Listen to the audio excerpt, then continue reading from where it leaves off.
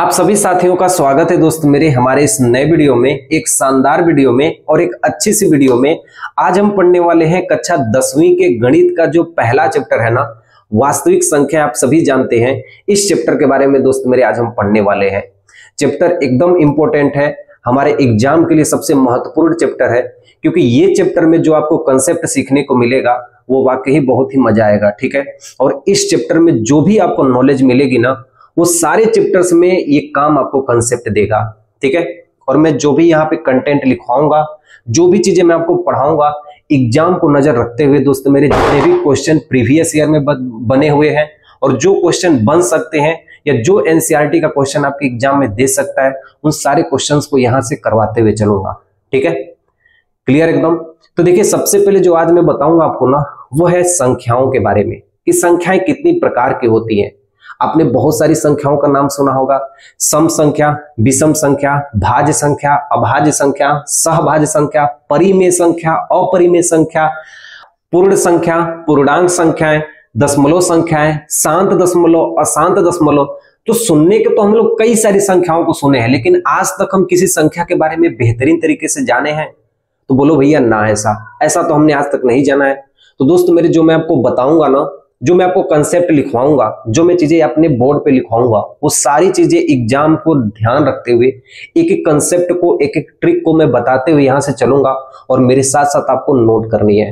ठीक है, उम्मीद करता हूं दोस्त मेरे आप एक पेन और कॉपी लेके बैठे हुए होंगे और जो चीजें मैं बताऊंगा आप उसे नोट करेंगे। ठीक है, सबसे पहले मैं आपको बताता हूं, देखिए संख्या किसे कहते हैं। यहाँ पे आप नोट करिएगा, ऐसे लिखिएगा, जैसे जैसे मैं लिख रहा हूं वैसे वैसे आपको लिखनी है। ठीक है, परिभाषा भी नहीं लिखनी है, मैं परिभाषा बाद में लिखवाऊंगा सबकी। सबसे पहले मैं आपको चार्ट बनाऊंगा। ठीक है, जो नंबर सिस्टम का चार्ट है मैं आपको सबसे पहले बनाऊंगा। तो सबसे पहले देखिए, ये संख्या कहते किससे हैं, ध्यान से सुनना। तो जो ये संख्या होती है ना, संख्या एक प्रकार की अंक होती है। आपके खाते में 100 रुपए है तो बोलोगे भैया हमारे खाते में 100 रुपए है। आपके खाते में -100 रुपए तब बोलोगे हमारे खाते में -100 रुपए। तो किसी न किसी अंक से प्रदर्शित कर रहे हैं, तो संख्या एक प्रकार की अंक होती है। मेरे साथ साथ लिखना, आप लोग क्या कहते हैं। तो इस संख्या को हम कहते हैं कि यह एक प्रकार का अंक होता है। संख्या क्या होती है? एक प्रकार की अंक होती है।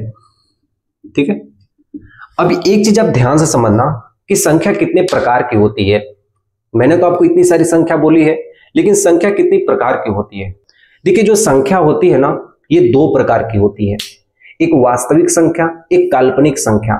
वो संख्या जो वास्तव में होती हैं, जिनको हम वास्तव में उसकी गणना कर सकते हैं, जिसको हम संख्या रेखा पे प्रदर्शित कर सकते हैं, उसे वास्तविक संख्या कहते हैं। और वो संख्या जिसे हम संख्या रेखा पे प्रदर्शित नहीं कर पाते हैं, या वो संख्या जिसकी हम कल्पना कर पाते हैं, उसे हम कहते हैं काल्पनिक संख्या। कभी आप कल्पना किए हैं, काश हमारे पास ये होता, काश हमारे पास वो होता, काश हमारे पास ये चीज होती। तो हम कल्पना करते हैं, वास्तव में वो चीज हमारे पास नहीं होती है। तो वो संख्या जिसे हम संख्या रेखा पे प्रदर्शित नहीं कर पाते हैं, उसे हम कहते हैं काल्पनिक संख्या। और वो संख्या जिसे हम संख्या रेखा पे प्रदर्शित कर पाते हैं, उसे हम कहते हैं वास्तविक संख्या। ध्यान रखना इस बात को, सबसे इंपॉर्टेंट लाइन यही है। मैं आपको लिखवा रहा हूं। सबसे पहले देखिए, जो संख्या होती है 2 प्रकार की होती है। पहला नंबर पे लिखना, एक होती है काल्पनिक संख्या। ठीक है, लिखना काल्पनिक संख्या, या इसी को कहते हैं इमेजिनरी नंबर। इसको हम कहते हैं इमेजिनरी नंबर। ठीक है, काल्पनिक संख्या के मैं एग्जांपल भी लिख देता हूं। रूट में -2, रूट में -1, रूट में -25 etc। और एक संख्या होती है वास्तविक संख्या। ठीक है, एक संख्या होती है वास्तविक संख्या, एक संख्या होती है वास्तविक संख्या। देखो, कोई भी परिभाषा मत लिखना। मैं परिभाषा जैसे ही ये चार्ट पूरी खत्म हो जाएगी, मैं पहले आपको चार्ट बता रहा हूं कि संख्या का जो चार्ट कैसे बनता है। वास्तविक संख्या कितनी प्रकार की होती है, पूर्णांक संख्या कितनी प्रकार की होती है, परिमेय संख्या कितनी प्रकार की होती है। तो मैं सबसे पहले यहाँ पे पूरा चार्ट बनवाऊंगा आपसे। इस चार्ट को बनाने के बाद एक एक चीजों का मैं आपको परिभाषा लिखवा के ही आपको यहाँ से छोड़ूंगा। मैं पढ़ाऊंगा तो आपको पूरा पढ़ाऊंगा, और वैसे पढ़ाऊंगा जैसे एक पेड बैच में पढ़ाया जाता है, जैसे पैसे देकर लोग पढ़ते हैं, वैसे मैं आपको पढ़ाऊंगा। मेरा यकीन मानना दोस्त मेरे, जब ये चैप्टर खत्म होगा, पहला चैप्टर, तो एग्जाम में जब हॉल में बैठेंगे ना, तो ये जो आपको चीजें है ना, इसे आप नोट्स करके रिवाइज करके आप जाएंगे ना, डेली थोड़ा थोड़ा पढ़ते हुए जाएंगे ना, पूरा का पूरा क्वेश्चन बन जाएगा। 100 क्वेश्चन नहीं बनेगा लेकिन 95 क्वेश्चन जरूर मिल जाएगा आपको, ध्यान रखना इस बात का। एक होती है वास्तविक संख्या, जिसे हम कहते हैं रियल नंबर। वास्तविक संख्या को हम क्या कहते हैं? Real number. काल्पनिक संख्या को इमेजिनरी नंबर कहते हैं। यहाँ पे 1, यहाँ पे 2, स्केल की मैं बात कर रहा हूं, आपने स्केल तो जरूर देखा होगा। तो जो सबसे आगे होता है ना, वहां पे 0 होते हैं, उसके बाद 1, उसके बाद 2, उसके बाद 3, 4, ऐसे ऐसे बनते जाते हैं। मैं आपको एक चीज दिखा रहा हूं, यहाँ पे 1 और 2 के बीच में कितनी संख्याएं होती हैं? तो मैं कहूंगा अनंत संख्या होती है।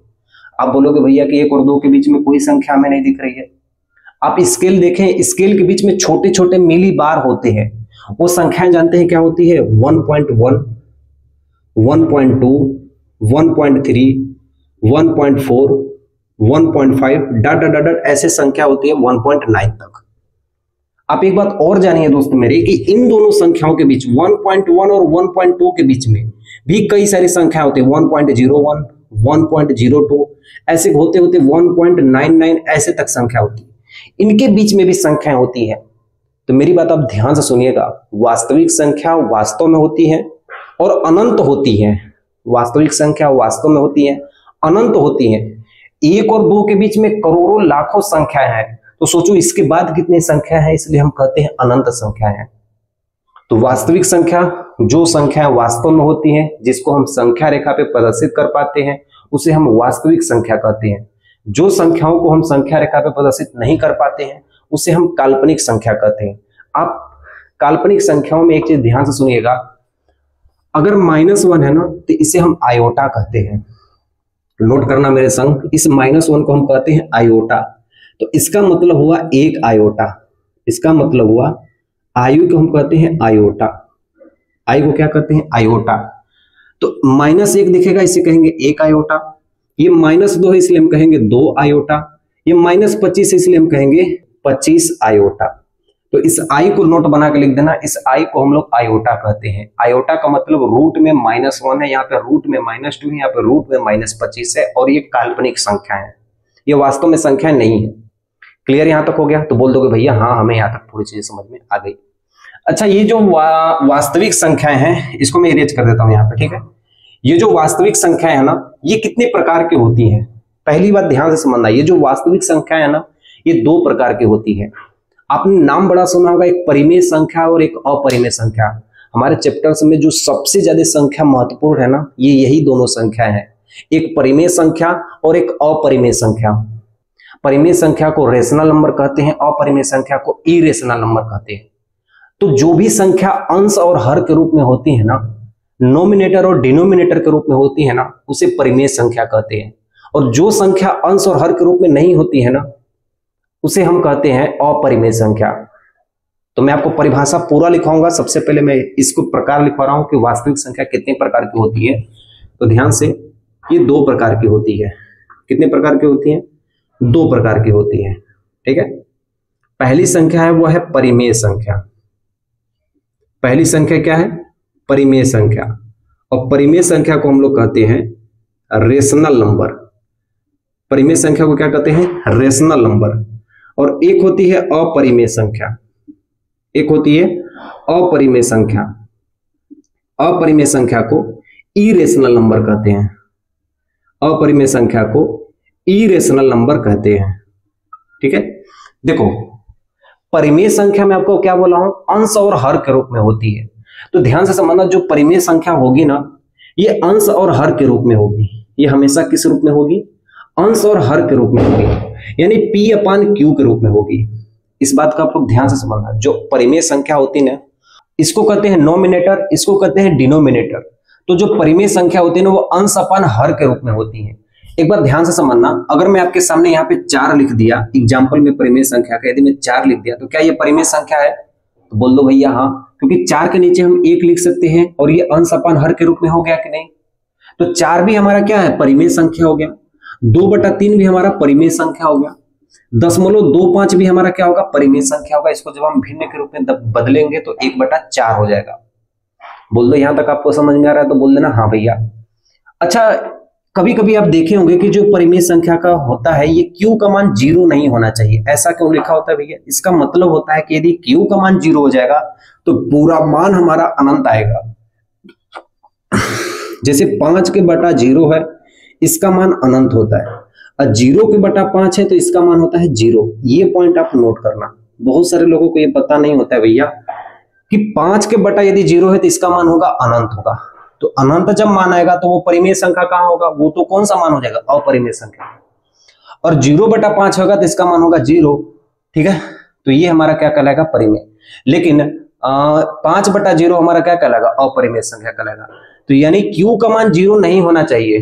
तो परिमेय संख्या उसे कहते हैं जो अंश का और हर के रूप में हो, या जो p/q के रूप में हो, और q का मान 0 न होना चाहिए, उसे हम कहते हैं परिमेय संख्या। अपरिमेय संख्या उसे कहते हैं वे संख्याएं, क्या कहेंगे? वे संख्या जो p/q के रूप में न हो। यानी कहने का मतलब यह है कि अपरिमेय संख्या जैसे करड़ी में 2 हो गया, करड़ी में 3 हो गया, करड़ी में 5 हो गया, 2 + 7 करड़ी में 3 है, ये सब संख्या क्या है? अपरिमेय संख्या है। ठीक है, इस बात का आप लोग ध्यान रखना। ठीक है, तो सबसे पहले आप इसे इतना तो नोट कर लो, फिर मैं इसे इरेज करके ये परिमेय संख्या के बारे में बताता हूं कि ये परिमेय संख्या कितनी प्रकार की है। ठीक है, जो आपने अपने कॉपी पे जो परिमेय संख्या लिखी है ना, उसके नीचे देखो मेरे पास जगह नहीं था, इसलिए मैं परिमेय संख्या को यहां पे लिख रहा हूं। आपने जहां तक परिमेय संख्या लिखा है ना, उसी के बाद आप इसे डायग्राम को बनाना जो मैं बना रहा हूं संख्या पद्धति का। तो मेरे साथ जो आपको परिमेय संख्या दिख रही होगी वो कुछ ऐसे दिख रही होगी, जहां आपने लिखा होगा परिमेय संख्या। ठीक है, इसी को हम लोग कहते हैं रेशनल नंबर। एक चीज आप ध्यान से समझिएगा, ये जो परिमेय संख्या है ना, ये 2 प्रकार की होती है। ये परिमेय संख्या कितनी प्रकार की होती है भैया? ये 2 प्रकार की होती हैं। एक होती है पूर्णांक संख्याएं, एक होती है पूर्णांक संख्याएं। ठीक है, इसको हम कहते हैं इंटीजर कहते हैं। सब लोग नोट करना, एक को हम कहते हैं पूर्णांक संख्या जिसे हम कहते हैं इंटीजर कहते हैं, एक को हम लोग कहते हैं दशमलव संख्याएं। ठीक है, एक को हम लोग कहते हैं दशमलव संख्याएं। इस बात का आप लोग ध्यान रखना, इसे हम कहते हैं डेसिमल नंबर, डेसिमल नंबर। ठीक है, देखो आप ये पहली बार गणित पढ़ रहे हो, आपको ये बहुत टफ लगेगा शुरू में, लेकिन यकीन मानना मैं आपको पूरे आराम से पढ़ाऊंगा। मैं उस तरीके से पढ़ाऊंगा कि जो पहली बार गणित पढ़ रहा है उसे भी ये चीजें समझ में आ जाए। एकदम आराम से पढ़ाऊंगा, एकदम हड़बड़ा के नहीं पढ़ाऊंगा कि मैं जल्दी जल्दी पढ़ा दूं, 5 मिनट में पढ़ा के खत्म कर दूंगा, लेकिन उससे कोई आपका वैल्यू नहीं रहेगा।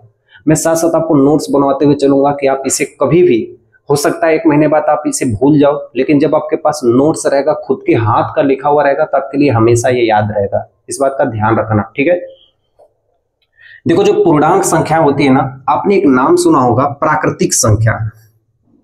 बोलो हाँ भैया हम सुने हैं। एक होती है प्राकृतिक संख्या, इस प्राकृतिक संख्या को हम लोग कहते हैं नेचुरल नंबर। इसे हम क्या कहते हैं? Natural number. ठीक है, तो सबसे पहले इस पृथ्वी में किसी भी संख्या की खोज नहीं हुई थी, तो उस समय जो संख्याएं हमारे पास थी ना, वो संख्या थी 1, 2, 3, 4, 5, ऐसे गिनते जाएंगे अनंत तक थी। तो जो संख्याएं थी हमारे पास, सबसे पहली संख्या थी वो 1, 2, 3, 4, 5, 6, 7, 8 ऐसी संख्याएं थी। ऐसी संख्याओं को हम लोग कहे प्राकृतिक संख्या। ऐसी संख्या को हम लोग क्या कहते थे? प्राकृतिक संख्या कहते थे। जब जीरो की खोज हो गई ना, जीरो की खोज हो गई ना, तो उसे हम मानते थे पूर्ण संख्या। अब हमारी संख्याएं क्या हो गई? पूर्ण हो गई। तो यहां पे लिखना, जब जीरो की खोज हो गई, जीरो की खोज हो गई, तो जब जीरो की खोज हो गई तब उसके बाद हमने कहना शुरू कर दिया पूर्ण संख्या, यानी इसे कहते हैं होल नंबर। इसे हम क्या कहते हैं? Whole number. होल नंबर का मतलब जीरो से प्रारंभ होगी, 1, 2, 3, 4, 5 डॉट डॉट डॉट, ये अनंत तक संख्या होगी। ऐसी संख्याओं को हम लोग पूर्ण संख्या कहेंगे। ठीक है, परिभाषा कोई भी मत लिखना दोस्त मेरे, जैसे ये चार्ट खत्म होगा मैं आपको परिभाषा लिखवाऊंगा। देखो जब ये पूर्ण संख्याएं हो गई ना, तो इसी पूर्ण संख्याएं से बनी है पूर्णांक संख्याएं। देखो ये पूर्ण संख्याएं तो आपको धनात्मक की ओर दिख रही है, लेकिन जो पूर्णांक संख्याएं होती हैं, जो इंटीजर होती हैं, वो ऋणात्मक की ओर भी होती है। एक बार ध्यान से समझना मैं क्या कहना चाहता हूं। एक ऐसे स्केल खींच लीजिएगा और यहां पे लिखिएगा 0, 1, +2, +3, +4, +5, और इधर माइनस की ओर -1, -2, -3, -4। ध्यान देना। तो जो ये पूर्णांक संख्याएं आपको दिख रही है ना, ये इंटीजर आपको दिख रहा है ना, ये संख्या पद्धति आपको दिख रही है ना, इस संख्या पद्धति पर जो ये सारी संख्याएं प्रदर्शित कर रहे हैं ना, इसी को हम कहते हैं पूर्णांक संख्याएं। तो इसमें भी 3 प्रकार की संख्याएं होती हैं। बोलोगे भैया इतनी बहुत सारी संख्या बता रहे हैं, हमको याद कैसे होगा? बस ध्यान से समझना। देखो इधर वाली जो संख्या आपको प्लस में दिख रही है ना, इसे हम कहते हैं धनात्मक संख्या। कोई आपसे कहेगी कि इसे धनात्मक संख्या कहते हैं, तो आप तुरंत कहना कि पूर्णांक संख्याओं में जो संख्या पद्धति पर 0 के बाद की जितनी भी संख्या होती है उसे धनात्मक संख्या कहते हैं। उसे कौन सी संख्या कहते हैं? धनात्मक संख्या या पॉजिटिव नंबर कहते हैं। पॉजिटिव नंबर कहते हैं। आप लोग इस बात का ध्यान रखना। अच्छा, इस माइनस वाली संख्या को हम लोग क्या कहते हैं? ऋणात्मक संख्या कहते हैं। इसे हम क्या कहते हैं? ऋणात्मक संख्या कहते हैं, ठीक है, या निगेटिव नंबर कहते हैं। अच्छा, पॉजिटिव इंटीजर, ठीक है, इंटीजर आप इसे कहेंगे। पॉजिटिव इंटीजर धनात्मक संख्या या नंबर भी कह सकते हैं, ठीक है। तो ये पॉजिटिव इंटीजर है, ये निगेटिव इंटीजर है। जो ये 0 है ना, इसे हम कहते हैं न्यूट्रल नंबर। इसे हम क्या कहते हैं? Neutral number. न्यूट्रल नंबर, या इसे हिंदी में कहते हैं उदासीन संख्या। इसे कहते हैं उदासीन संख्या। किसको किसको पता था कि 0 को हम लोग न्यूट्रल नंबर कहते हैं? आप लोग सही से बताना, किसको किसको पता था कि 0 को न्यूट्रल नंबर कहते हैं? भाई साहब, हमको भी पता नहीं था। जब हम पढ़ाई किए तब हमको पता चला कि 0 को न्यूट्रल नंबर कहते हैं। अच्छा हाँ, 2 पॉइंट आप लोग लिख लेना कि आप लोग 2 पॉइंट लिखना। मैं देख रहा हूं ये वाला चीज दिखाई दे रहा है कि नहीं दिखाई दे रहा है? हाँ, दिखाई दे रहा है। तो आप यहां पे एक पॉइंट लिखना, यहीं पे एक पॉइंट लिख लेना कि 0 को हम लोग कहते हैं योगात्मक तत्समक। योगात्मक तत्समक, ठीक है। और 1 को हम लोग कहते हैं गुणात्मक तत्समक। गुणात्मक तत्समक, ठीक है। ऐसा इसलिए हम कहते हैं 0 को कि 0 को हम किसी भी संख्या में जोड़ेंगे तो उसके मान में कोई परिवर्तन नहीं होगा। और गुणात्मक तत्समक हम 1 को इसलिए कहते हैं क्योंकि किसी भी संख्या में 1 का गुणा करेंगे तो भी उसके मान में परिवर्तन नहीं होगा। तो 0 को योगात्मक तत्समक कहते हैं और 1 को गुणात्मक तत्समक कहते हैं। इससे ज्यादा आपका एग्जाम वाला कभी भी क्वेश्चन नहीं पूछेगा, और ये सारे क्वेश्चन आपको बहुविकल्पी में मिलेंगे। इस बात का आप लोग ध्यान रखिएगा। कोई भी दिक्कत, कोई भी परेशानी नहीं होनी चाहिए भैया, मैं आपको पूरा अच्छे तरीके से बता रहा हूं। अच्छा, दूसरी चीज आप यहां पे नोट करना, ये तो रहा इधर की भाग को। दशमलव संख्या तो आपको पता ही है कि दशमलव को हम लोग ऐसे डिनोट करते हैं। ऐसे डिनोट करते हैं तो बोल दो भैया हाँ। लेकिन आप ये जानिए ना, जो दशमलव संख्या होती है ना, वो 2 प्रकार की होती है। एक बेचारे का नाम है शांत संख्या। एक बेचारे का क्या नाम है? शांत संख्या। और एक बेचारे का नाम है अशांत संख्या। अशांत दशमलव। अशांत संख्या नहीं, इसे कहेंगे शांत दशमलव, ठीक है। दशमलव, दशमलव। और एक है अशांत दशमलव, एक है अशांत दशमलव। देखो, इस शांत दशमलव को हम लोग कहते हैं टर्मिनेटिंग डेसिमल। टर्मिनेटिंग डेसिमल कहते हैं, ठीक है। इस अशांत दशमलव को हम लोग कहते हैं नॉन टर्मिनेटिंग डेसिमल। अब देखो, ये शांत दशमलव और अशांत दशमलव का मतलब क्या है? दोनों दशमलव ही है। तो जो दशमलव की कुछ संख्याओं के बाद वैसी संख्या जिसे काटने के बाद दशमलव के कुछ स्थान तक वो संख्या कट जाती है, उसे कहते हैं शांत दशमलव। और वे संख्या जिसको काटने के बाद वो कटती नहीं है बल्कि बार बार चलती हुई जाते हैं, उसे हम कहते हैं अशांत दशमलव। ध्यान से समझना मैं क्या कह रहा हूं। शांत दशमलव उसे कहते हैं, यहां पे मैं आपको एग्जांपल इसका डायरेक्ट बता देता हूं। जैसे मान लो आपको 100/25 है, या ऐसे आपको संख्या मिल गई 25/100 मिल गया, तो 25 से कम 25, 25 चौके 100, 1/4 है कि नहीं। और 1/4 को हम 0.25 लिखते हैं। कैसे लिखे हम? क्योंकि 4 में जब 1 का भागा देंगे तो दशमलव बढ़ाएंगे, इसे 0 बढ़ाएंगे। 4 दूना के 8, बोलो भैया 10 में से 8 गया, कितना बचा? 2। एक डिजिट अपने से बढ़ाते हैं, 4 5 20। क्या ये संख्या कट गई? तो बोलोगे भैया हाँ, ये संख्या कट गई। लेकिन अशांत दशमलव किसे कहते हैं? वैसी संख्या जिसे काटने के बाद वो संख्या ना कटे। वैसी संख्या जिसे काटने के बाद वो संख्या ना कटे, उसे हम कहते हैं अशांत दशमलव। आप एक बार काट के तो देखो, आप एक बार 10 में 3 को काट के देखो, ये कभी कटेंगे नहीं कटेंगे। 0.3 3 3 3 3 तिली के 9, 1 बचेगा, 3 तिली के 9, ऐसे बचते जाएंगे। तो ऐसी संख्या को हम लोग कहते हैं अशांत दशमलव। लेकिन एक बात आप ध्यान से समझना, मेरी एक बात आप ध्यान से समझना, ये जो अशांत दशमलव है ना, ये 2 प्रकार के होती हैं। ये सबसे इंपॉर्टेंट टाइप में बता रहा हूं। देखो पहली बार आप गणित पढ़ रहे हैं, थोड़ा सा आपको कष्ट होगा, थोड़ा सा दोस्त मेरे आपको टफ लगेगा, लेकिन यकीन मानना जब ये क्लास खत्म होगी ना, तो ये सबसे आसान आपके लिए चैप्टर होगा। पूरे गणित के लिए जब आप पूरा चैप्टर पढ़ जाओगे, उस सबके लिए ये आसान हो जाएगा। ध्यान से समझना। देखो ये जो अशांत दशमलव है ना, ये अशांत दशमलव 2 प्रकार के होते हैं, ऐसे बना लेना। तो एक अशांत दशमलव में आप नाम सुनेंगे पुनरावृत्ति दशमलव, पुनरावृत्ति दशमलव, ठीक है। बस आप हिंदी में ही नाम लिखिए, इंग्लिश में नाम लिखने की जरूरत नहीं है, मैं आपको ऐसे ही बता देता हूं। रेकरिंग डेसिमल, इसको कहते हैं recurring decimal, non recurring not terminating decimal, या इसे कहते हैं अनावृत्ति। ये पुनरावृत्ति है, ये अनावृत्ति दशमलव है। सबसे इंपॉर्टेंट चीज यही है, इसे स्टार बना देना, ठीक है। ऐसा मैं इसलिए क्यों कर रहा हूं, पहले ध्यान से समझना। देखो जो पुनरावृत्ति है ना, ये पुनरावृत्ति बार बार होती है, ये पुनरावृत्ति बार बार होती रहती है। कुछ दशमलव की संख्या ऐसी होती है ना कि थोड़ा दूर पे आपको संख्या रिपीट करते हुए मिलेंगी, उसे हम कहते हैं पुनरावृत्ति संख्याएं। जैसे ध्यान से समझना, यदि 10/3 है तो इसे काटेंगे तो 0.3 3 3 3 3 ये मिलते जाएंगे, इसलिए हम इसे कहते हैं 0.3 पे एक बार लगा देते हैं। इसे रेकरिंग डेसिमल कहते हैं, रेकरिंग डेसिमल, पुनरावृत्ति दशमलव या रेकरिंग डेसिमल कहते हैं।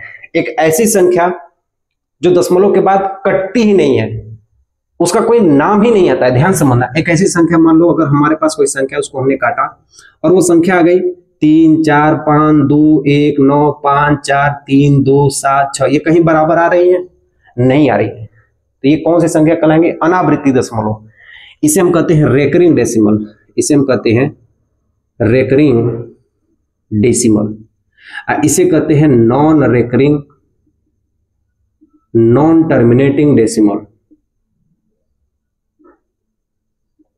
Non terminating decimal. आप एक चीज ध्यान से सुनिएगा, आप एक नाम सुनते होंगे, वो है 22/7। ये पाई का मान होता है, एक यहाँ पे पाई है। तो वास्तविक में जो पाई का मान होता है ना, तो वो तो हम लगभग में मानते हैं 22/7, लगभग में मानते हैं 22/7। ये 22/7 हम लगभग में मानते हैं, और ये 22/7 हमारा क्या है? परिमेय संख्या है, क्योंकि ये P/Q के रूप में है। जब P/Q के रूप में होगी तो ये हमारी क्या कहलाएगी? परिमेय संख्या कहलाएगी। लेकिन जो पाई है ना, इस पाई को हम कहते हैं अपरिमेय संख्या, अपरिमेय संख्या। इस पाई का कोई मान नहीं है, लगभग में हम इसका मान हम लिखते हैं 22/7, लगभग में इसके मान को हम लिखते हैं। जब आप इसे काटेंगे ना, तो इसका मान कभी कटता नहीं है, ये पाई है, ठीक है। तो पाई है क्या है? एक अपरिमेय संख्या है, और 22/7 परिमेय संख्या है। एग्जाम में यही सबसे इंपॉर्टेंट क्वेश्चन है जो पूछा जाता है कि पाई क्या है और 22/7 क्या है। तो 22/7 आप लिख देना परिमेय संख्या है, और अपरिमेय संख्या पाई हो गई। तो हमने कितनी सारी संख्याएं सीख ली। एक हमने सीखा परिमेय संख्या जो P/Q के रूप में होती है, एक पूर्णांक संख्या, एक दशमलव संख्या।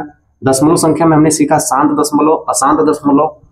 एक हमने पूर्ण संख्या सीखा है, एक प्राकृतिक संख्या, और 0 क्या कहते हैं, 1 को क्या कहते हैं, और धनात्मक संख्या, ऋणात्मक संख्या, उदासीन संख्या किसे कहते हैं, शांत दशमलव, अशांत दशमलव, पुनरावृत्ति दशमलव, अनावृत्ति दशमलव, ये सब किसे कहते हैं, आपको यहां से पूरी तरीके से समझ में आ गया। तो सिर्फ आपको एक ही चीज करनी है, आपको सिर्फ ये चार्ट बनाना है। मैं परिभाषा को लिखवाऊंगा, मैं आपसे कह रहा हूं, मैं आपको परिभाषा लिखवाऊंगा, सिर्फ आपको चार्ट बनानी है, ठीक है, ध्यान रखना। अच्छा, हम आप एक नाम आपको सुनाते हैं, वो है सम संख्या और विषम संख्या। भाई साहब, इतनी सारी संख्याएं हैं, और इन संख्याओं को मैनेज करके बताना कौन से टाइप में कौन सी संख्या है, ये सबसे बड़ा जरूरी है आपके लिए समझना, ठीक है, क्लियर एकदम। नोट्स में आपको देखना पूर्णांक संख्या आपको दिख रही होगी। तो जो पूर्णांक संख्या है ना, वो 2 प्रकार की होती है, मेरे साथ आप लिखना, पूर्णांक संख्या, ठीक है। ये पूर्णांक संख्याएं 2 प्रकार की होती हैं, एक होती है सम संख्या, एक होती है विषम संख्या, विषम संख्या। अच्छा, सम संख्या को हम लोग कहते हैं इवेन नंबर, और इसे कहते हैं ऑड नंबर। ये सबसे आसान संख्या होती है, सबसे आसान, ये नंबर सिस्टम में सबसे आसान संख्या है। इसकी परिभाषा जानते हैं क्या होती है? जो संख्या 2 से कट जाती है उसे हम कहते हैं सम संख्या, या इस तरह भी कह सकते हैं कि जो संख्या के अंत में 2, 4, 6, 8 जीरो होती है वो संख्या सम संख्या कहलाती है। जो संख्या 2 अंक के रूप में होती है उसे हम सम संख्या कहते हैं। जो संख्या 2 से 9 कटती है उसे हम विषम संख्या कहते हैं। लेकिन एग्जाम में आपसे क्वेश्चन ऐसे नहीं पूछता है। एग्जाम में क्वेश्चन आपसे कुछ अजब तरीके से पूछता है। तो मैं आपको सारे क्वेश्चन यहाँ पे लिखवा दूंगा कि जो सम संख्या से पूछे जाते हैं क्वेश्चन। सबसे पहले मेरे साथ यहीं पे आप नोट कर लेना सम संख्या। तो सम संख्या यहाँ पे ये 2n के फॉर्म में होती है। यह संख्या 2n के रूप में होती है, 2n के रूप में होती हैं, 2 के गुणज के रूप में होती है। यानी यह संख्या -8 भी हो सकती है, -6 भी हो सकती है, -2 भी हो सकती है, 0 भी हो सकती है, 2 भी हो सकती है, 6 भी हो सकती है, 9 भी हो सकती है, 12 भी हो सकती है। 9 नहीं हो सकती है। 8, 6, 2, 2, 6, 12, यहाँ पे 16 लिख देता हूं। ये 2 सम संख्या होती है। यहाँ पे एक और पॉइंट लिखना, सम संख्या के अंत में 0, 2, 4, 6, 8 ये सब आती हैं। देखो विषम संख्या किससे कहते हैं? वे संख्या जो 2 से ना कटे। क्या कहेंगे भैया? कि विषम संख्या उसे कहते हैं वे संख्या जो 2n + 1 के रूप में हो। ठीक है, 2n + 1 के रूप में है, मतलब 2 का गुणज होना चाहिए, उसमें एक और अधिक होना चाहिए। जैसे 2 × 12, 12 में एक जोड़ दोगे तो 13, तो 13 हमारा विषम संख्या होगी। यानी कहने का मतलब है कि जैसे हो गया हमारे पास 2n + 1, n की जगह हम 1 रख के देखते हैं तो 2 1 कम 2 1 3 हो जाएगा, तो हम 3 लिखेंगे, 5 लिखेंगे, 11 लिखेंगे, 27 लिखेंगे, -31 लिखेंगे। ये सारी की सारी क्या है? विषम संख्या है। ये सारी की सारी कौन सी संख्या है? विषम संख्या है। लेकिन एग्जाम में आपसे क्वेश्चन ऐसे नहीं पूछेगा। एग्जाम में आपसे क्वेश्चन इस तरह पूछेगा कि सम संख्या के घात पर यदि सम संख्या है तो उत्तर क्या आएगा? ध्यान से समझना मैं आपसे क्या कह रहा हूं। आपसे एग्जाम में क्वेश्चन इस तरह पूछेगा कि यदि हम सम संख्या में सम संख्या को जोड़ते हैं तो क्या आता है? तो हमेशा ध्यान रखना, सम संख्या में जोड़ने पर हमेशा सम संख्या प्राप्त होती है। जैसे 4 में यदि हम 6 जोड़ेंगे तो हमेशा हमें सम संख्या ही प्राप्त होगी। उसी तरह सम संख्या में से सम संख्या घटाएंगे तो हमेशा सम संख्या ही प्राप्त होगी। सम संख्या में सम संख्या का गुणा करेंगे तो हमेशा सम संख्या ही प्राप्त होगी। सम संख्या में सम संख्या का भागा देंगे, मेरे साथ साथ लिखना, सम संख्या में सम संख्या का भागा देंगे तो हमेशा सम संख्या प्राप्त होगी। एक चीज और ध्यान से समझना, यदि सम के पावर सम है, सम के पावर सम का मतलब यदि 2 के पावर 2 है तो 2 दूना के 4, तो सम के पावर सम होती है तो भी हमेशा क्या होता है? सम ही आता है। यदि सम के पावर विषम है, यदि सम के पावर विषम है यानी 2 के पावर 3 है तो भी हमेशा कितना आंसर आता है? सम ही आता है। इतनी सी बात आपको बस ध्यान रखनी है कि सम के पावर जो भी चीजें होती हैं, सम का गुणा करे, सम का भागा करे, हमेशा सम ही आता है। ठीक है, क्लियर एकदम। नेक्स्ट देखिए, विषम में विषम जोड़ने पर हमेशा सम प्राप्त होता है। स्टार लगा देना ऐसे, ये सबसे इंपॉर्टेंट चीज है। विषम में विषम जोड़ने पर यानी ऑड नंबर में ऑड नंबर जोड़ने पर हमेशा सम संख्या प्राप्त होती है। यदि 7 में आप 5 जोड़ोगे तो हमेशा ये सम संख्या प्राप्त होती है। यदि आप विषम में विषम को घटाएंगे, विषम में विषम संख्या को घटाएंगे तो हमेशा सम संख्या प्राप्त होगी। 7 में से 5 घटाएंगे तो 2 प्राप्त होगा। क्लियर हो रहा है? मेरी बात आपको समझ में आ रही है कि नहीं? आपको टफ तो नहीं लग रहा है दोस्त मेरे? देखो मैं बोल रहा हूं ये पहली क्लास है, पहली क्लास में थोड़ा सा आपको लगेगा कि ये क्लास थोड़ी टफ है, लेकिन यकीन मानना जब ये क्लास पूरी खत्म हो जाएगी ना तो ये आपके लिए सबसे ज्यादा आसान लगेगी ये चैप्टर। ध्यान से देखना, यदि मैं विषम में विषम का गुणा करूं, विषम संख्या में विषम का गुणा करूं तो हमेशा याद रखना विषम संख्या प्राप्त होती है। यानी 7 में 5 का गुणा करूंगा तो हमेशा कितना प्राप्त होगा? 35 प्राप्त होगा। यदि विषम में विषम का भागा दूंगा विषम में विषम का भागा दूंगा तो हमेशा विषम संख्या ही प्राप्त होगा। ठीक है, यदि मैं विषम में विषम के पावर यदि विषम है, ठीक है, विषम के पावर यदि विषम है तो हमेशा आंसर विषम ही आता है। ठीक है, और विषम के पावर सम भी हो, विषम के पावर सम भी हो तो हमेशा आंसर क्या होता है, विषम ही आता है। जैसे ध्यान से समझना, यदि विषम के पावर सम हो, सम का तो मतलब 2, तो 7 49, बोलो भैया हाँ, और 7 के पावर यदि 3 है तो 7 49, 49 343। ठीक है, तो ये विषम के पावर विषम हो या विषम के पावर सम हो, हमेशा आंसर किसमें आता है, विषम में ही आता है।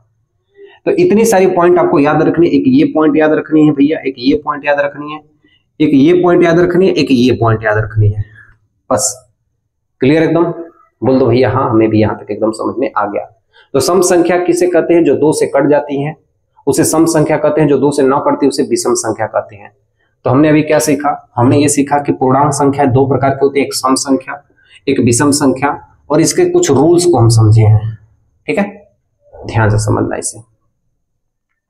हो गया, कुछ ऐसी संख्याएं हैं जो अभी छोड़ा हुआ हूं, अभी उन संख्याओं को नहीं बताया हूं, जैसे एक भाज्य संख्या, एक अभाज्य संख्या, एक सह अभाज्य संख्या, एक ट्विन प्राइम नंबर। ये 4 संख्याएं हैं जो मैं आपको अभी तक छोड़ा हुआ हूं। क्यों छोड़ा हूं, इसका भी कारण है कि इन सब संख्याओं को पढ़ने से पहले मुझे उन सब संख्याओं के बारे में ज्ञात होना चाहिए। तो बड़ा ध्यान से सबसे पहली संख्या लिखना, भाज्य संख्या। देखो भाज्य संख्या कहते किसको हैं और अभाज्य संख्या किसे कहते हैं, सबसे पहले ये जानिए। भाज्य संख्या जिसके 2 से ज्यादा गुणज हो, अभाज्य संख्या जिसके सिर्फ 2 गुणज हो। यानी कहने का मतलब है, ध्यान से समझना, मैं सबसे पहले लिखवाता हूं। देखो ये प्राकृतिक संख्या है, आपको अपने चार्ट में प्राकृतिक संख्या दिख रही होगी। तो प्राकृतिक संख्या 3 प्रकार की होती है। ठीक है, आपको जो पढ़ाई करनी है, आपको जो जाननी है, वो प्राकृतिक संख्या सिर्फ 2 प्रकार की होती है। ठीक है, जो प्राकृतिक संख्या नेचुरल नंबर होती है वो 2 प्रकार की होती है। एक होती है भाज्य संख्या। ठीक है, भाज्य संख्या को कहते हैं कॉर्पोरेट नंबर या डिविजिबल नंबर कह सकते हैं। इसे हम कहते हैं डिविजिबल नंबर, नोट करना, इसे हम कहते हैं डिविजिबल नंबर। ध्यान से समझना, मेरे पास एक संख्या है 9 है, तो ये 9 कोई संख्या से कट सकती है, 9 1 से कट सकती है, ये 9 3 से कट सकती है, 9 स्वयं 9 से भी कट सकती है।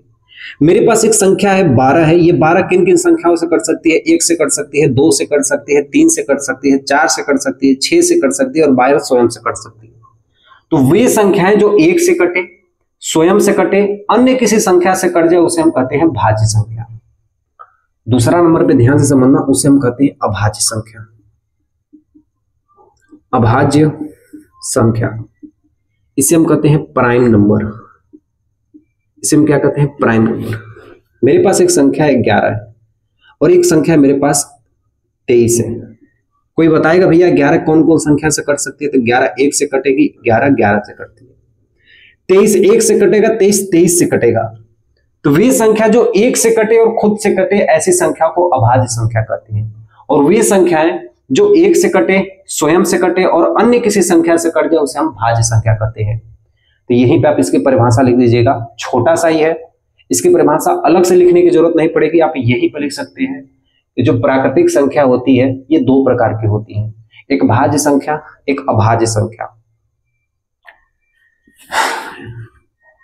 लिखना यहां पे अभाज्य संख्या में लिखना ऐसी संख्या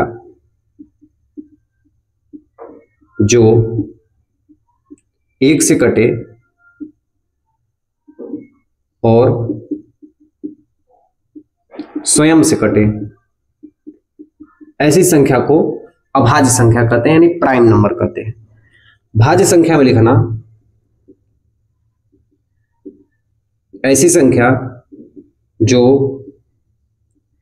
1 से कटे, स्वयं से कटे और अन्य किसी संख्या से कटे, और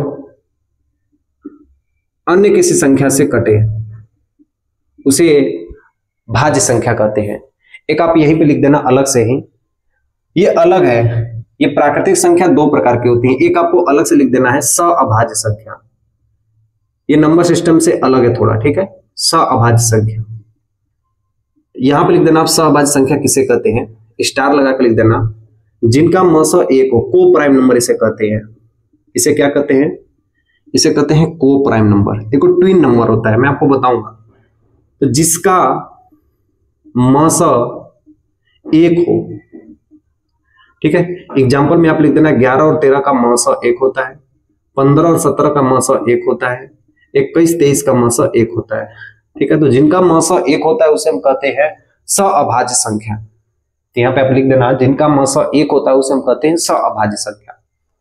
यहां तक आपको क्लियर हुआ? बोल दो भैया हाँ। तो सबसे पहले इसे नोट करो, और मैं जितने भी सारे ट्रिक हैं, जितने भी सारे क्वेश्चंस आपको एग्जाम में प्रीवियस ईयर में पूछे गए हैं, यानी पीछे वाले साल में पूछे गए, ये तो सबको पता होता है कि जो हमारा बोर्ड एग्जाम होता है उसमें प्रीवियस ईयर के क्वेश्चन भर भर के पूछे जाते हैं। कितने लोगों को ये पता है भैया? सबसे पहले हाथ उठाना। जो भाई साहब प्रीवियस ईयर का क्वेश्चन पूरा ईमानदारी से हल करता है ना, उसके 60-70% सवाल हल हो जाते हैं। तो प्रीवियस ईयर क्वेश्चंस में जितने भी सवाल इंपॉर्टेंट है वो सारे ऑनलाइन क्वेश्चंस को मैं यहाँ पे लिखवा देता हूं, और जो क्वेश्चन पूछ सकते हैं वो भी मैं बता देता हूं। इससे ज्यादा आपके एग्जाम में कुछ भी नहीं पूछा जाएगा, ठीक है। ध्यान से इसे नोट कर लो पहले। तो मैं आपको जितने भी विशेष पॉइंट है ना, मैं आपको यहाँ पे लिखवा देता हूं, ठीक है। ध्यान से रखना। सबसे पहले लिखना यहाँ पे ऐसे हेडिंग डालना, विशेष पॉइंट्स, विशेष बिंदु, ऐसे करके इसे डाल देना हेडिंग, ठीक है। विशेष पॉइंट में पहला लिखना कि एक न तो भाज्य संख्या है और न ही अभाज्य संख्या है। एक न तो भाज्य संख्या और न ही अभाज्य संख्या है। दूसरे नंबर का पॉइंट में लिखना, दो एकमात्र ऐसी संख्या है, दो एकमात्र ऐसी संख्या है जो सबसे छोटी अभाज्य भी है, अभाज्य भी है, वह सम भी है, ठीक है। नेक्स्ट लिखना, सबसे छोटी अभाज्य संख्या 2 है, ठीक है। नेक्स्ट लिखना, सबसे छोटी विषम अभाज्य संख्या 3 है।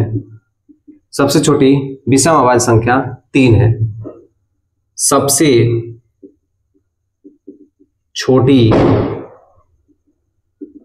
भाज्य संख्या 9 है, ठीक है। सबसे छोटी 4 है ना, सबसे छोटी भाज्य संख्या कौन है? 4 है। सबसे छोटी विषम अभाज्य संख्या 3 है। हाँ, सबसे छोटी विषम, हाँ सबसे छोटी विषम भाज्य संख्या, ये विषम अभाज्य संख्या है, ये विषम भाज्य संख्या है। तो सबसे छोटी विषम भाज्य संख्या वो 9 है। 9 विषम भी है, और सबसे छोटी विषम संख्या जो भाज्य है 5 है, लेकिन 5 भाग नहीं जाता है, 5 भाज्य नहीं है, 5 अभाज्य है, ठीक है। नेक्स्ट लिखना, 2 अंकों की सबसे छोटी अभाज्य संख्या पूछा जाता है क्वेश्चन, वो 11 है। 3 अंकों की सबसे 2 अंकों की सबसे छोटी अभाज्य संख्या 111। 3 अंकों की सबसे छोटी संख्या लिखना 101 है।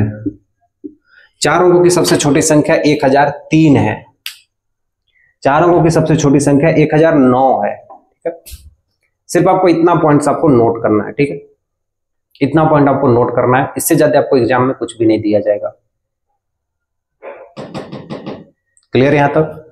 देखो मैं आपको 6-7 पॉइंट आपको लिखवाया हूं। एक ना तो भाज्य संख्या, ना ही अभाज्य संख्या, 2 एकमात्र ऐसी संख्या जो सम भी है और अभाज्य भी है। सबसे छोटी अभाज्य संख्या 2 है, सबसे छोटी विषम संख्या 3 है, सबसे छोटी भाज्य संख्या 4 है, सबसे छोटी विषम भाज्य संख्या 9 है, सबसे 2 अंकों की सबसे छोटी अभाज्य संख्या 11 है, 3 अंकों की सबसे छोटी अभाज्य संख्या यहाँ पर लिख देना अभाज्य संख्या, वो है 101 है। एक क्वेश्चन ये पूछा जाता है, यहाँ पे नोट लिख देना, ये सबसे इंपॉर्टेंट पॉइंट है, नोट करके ऐसे लिख देना कि 1 से 100 तक अभाज्य संख्या कितनी है, तो ऐसे डाल देना 25 है टोटल। कितनी है टोटल? 25 है। अगर आप लिखना चाहते हो तो यहाँ पे डायरेक्ट आप लिख सकते हो, जैसे देखो 2 है, 3 है, 5 है, 7 है, और यहाँ पे 11 है, 13 है, 14 कट जाएगी, 15 भी कट जाएगी, 16 है, 16 नहीं 17 है, 19 है, ठीक है। फिर 23 है, 29 है, फिर 31 है, फिर 37 है, ठीक है, फिर 41 है, 43 है, 47 है, 53 है, ठीक है, और 59 है, 61 है, 67 है, ठीक है। कोई दिक्कत तो नहीं हुई? 1 2 3 4 5 6 7 8 9 10 11 12 13 14 15 16 17 18 19, ठीक है। नेक्स्ट लिखते हैं 71 है, 73 है, 79 है, 83 है, 9 81 कट जाएगा, 89 है, 97 है। टोटल कितनी है? 4 4 8 4 3 12 13 14 15 16 17 18 19 20 21 22 23 24 25। हाँ, तो टोटल आप जोड़ेंगे तो कितनी संख्या? ये 1 से 100 तक कितनी? 25 ऐसी संख्याएं जो अभाज्य संख्या है। कैसी संख्याएं? अभाज्य संख्याएं हैं। ध्यान समझना, 1 से 100 तक टोटल कितनी संख्याएं? 25 संख्याएं जो अभाज्य संख्या है। तो ये पॉइंट आप नोट करिएगा, ठीक है, ये इंपॉर्टेंट पॉइंट है। क्लियर है? एकदम कोई दिक्कत कोई परेशानी तो नहीं है यहाँ पे, ठीक है। आपको यहाँ पे 4-5 और नोट लिखवा दूं, कितना ही रहने दो भैया? बोलोगे भैया इतना तो हमारे लिए बहुत है, लेकिन 1-2 पॉइंट और है जो इससे ज्यादा जरूरी है, ठीक है। जरूरी नहीं है, फिर भी आपको वो पॉइंट्स लिख लीजिए, हो सकता है आपको याद रहेगा, रिवाइज करते करते आपको याद हो जाएगा। भाई लिखना ही तो है, तो बस 2 पॉइंट और लिखना है आपको, सिर्फ 2 पॉइंट और लिखाऊंगा, सिर्फ 2 पॉइंट, उसके बाद अब कुछ नहीं लिखाऊंगा। इतना बहुत है आपके लिए, सिर्फ 2 पॉइंट आपको लिखने हैं, ठीक है। ध्यान से देखो, एक नंबर है ट्विन प्राइम। ट्विन प्राइम का मतलब जोड़ा होना चाहिए। जैसे 3 के बाद क्या आता है? 5, ये दोनों जोड़ा है कि नहीं है? इनके बीच में गैपिंग 2 का होना चाहिए। 3 5 हो गए, 5 7 हो गए, 7 11 हो गए, ऐसे हो सकते हैं कि नहीं?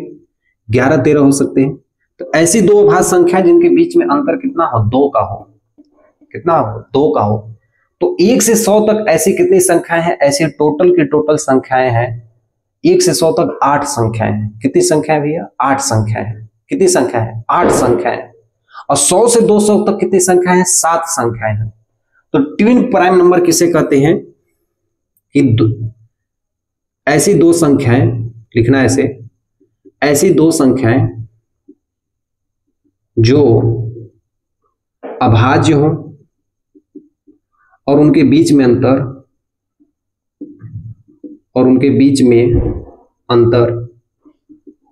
2।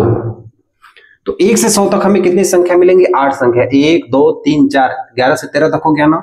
देखो ये एक संख्या ये हो गई, और एक संख्या ये हो गई 2, और उसके बाद देखो 3, और देखो ये 4 ये 4 ये, टोटल कितनी हो गई? टोटल 8 संख्या हो गई। अरे भैया ये 1, ये 2, ये 3, ये 4 और 4 ये, तो टोटल कितनी प्राइम नंबर हो सकते हैं? ट्विन प्राइम नंबर इसे कहते हैं। तो देखो क्लास तो आपको यहाँ पे लंबी हुई, लेकिन कितने कितने लोग ये बताएंगे भैया? देखो जो पढ़ने वाला लड़का होगा ना, वो यहाँ तक जरूर टिका होगा। और मैं ये जो आपको दिख रहा है ना, मैं एकदम हड़बड़ा के नहीं पढ़ा रहा हूं। आप टाइम दो, मैं आपको वो सारे कंटेंट बताऊंगा, वो सारी चीजें बताऊंगा जो आपको कभी नहीं आप उसे के बारे में सोचे होंगे। मेरे काम ये है कि मेरा हर एक छोटा सा छोटा बच्चा जिसको बस कुछ भी गणित के बारे में नहीं पता है, वो सारी चीजें इसके बारे में जानकारी प्राप्त कर ले। तो इसे सबसे पहले नोट कर लो, उसके बाद हम आपको लिखवाएंगे जो बहुत ही इंपॉर्टेंट। हाँ, और इसका जो नोट्स है डिस्क्रिप्शन में लिंक डाल दूंगा, वहां पे आपको इसका सारा नोट्स मिल जाएगा। लेकिन मैं आपसे ये कहता हूं, खुद के द्वारा जो नोट्स बनाया हुआ होगा ना, वो सबसे सुंदर होगा। वो नोट्स आपके लिए हर समय याद होगा। तो सबसे पहले इसे नोट करिए, ठीक है। तो मैं आपसे शुरू में ही कहा हूं भैया कि आपको मैं वो सारे डिफिनेशन लिखवाऊंगा, बस आपको चार्ट बनानी है उस समय। तो याद कीजिए, जब अपना पहला पेज खोलिए और वहां पे आपको दिख रहा है वास्तविक संख्या, तो मेरे संग नोट करिएगा वास्तविक संख्या, ठीक है। वास्तविक संख्या, यहां पे लिखिएगा रियल नंबर, इसे हम क्या कहते हैं, रियल नंबर कहते हैं, ठीक है। लिखना है यहां पे जिस संख्या को संख्या रेखा पर प्रदर्शित कर पाते हैं उसे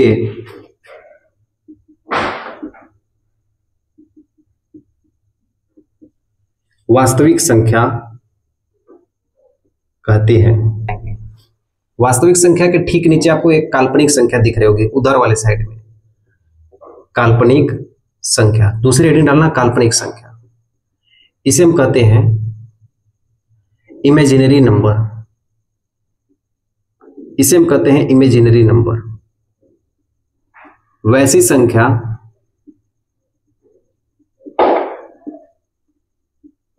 जिनकी हम कल्पना कर सकते हैं, जिनकी हम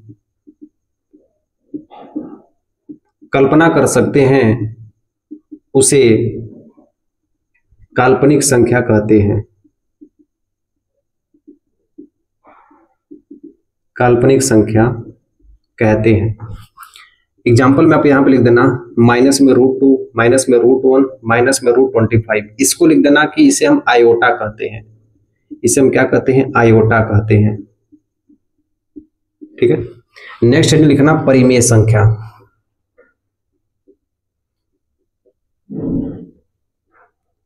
इसे हम रेशनल नंबर कहते हैं।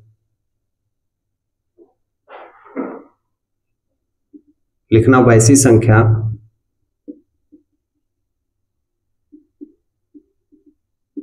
जो P/Q के रूप में हो और Q का मान 0 नहीं होना चाहिए, उसे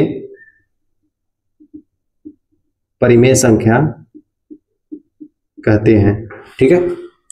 5 हो गया, 12/1 हो गया, 0.33335, 3 हो गया और 22/7 हो गया, ये सब परिमेय संख्या है। नेक्स्ट लिखना अपरिमेय संख्या। देखो परिमेय संख्या को R से प्रदर्शित करते हैं, अपरिमेय संख्या को I से प्रदर्शित करते हैं, ठीक है। इसे कहते हैं इरेशनल नंबर, ठीक है। लिखना वैसी संख्या जो अंश और हर के रूप में न हो या P/Q के रूप में न हो, उसे